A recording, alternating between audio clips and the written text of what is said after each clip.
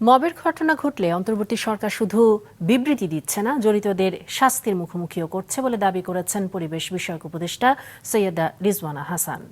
দুপুরে রাজধানীর একটি হোটেলে ব্রডকাস্ট জার্নালিস্ট সেন্টার বিজেসি আয়োজিত গণমাধ্যমের সংস্কার কমিশন প্রতিবেদন পর্যালোচনা বিষয়ক মতবিনিময় সভায় তিনি বলেন, সরকার গণমাধ্যমকে বস্তুনিষ্ঠ এবং স্বাধীন দেখতে চায় বলেই গণমাধ্যম সংস্কার কমিশন গঠন করেছিল। বলেন, সংস্কার তখনই টেকসই হয় যখন তার সঙ্গে জনগণ ও রাজনৈতিক শক্তি থাকে।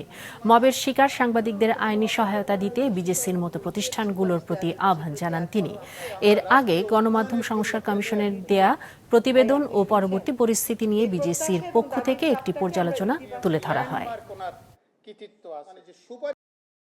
বস্তুনিষ্ঠ গণমাধ্যম, এটাই হবে আমাদের অন্তর্বর্তী সরকারের একটা চাওয়া।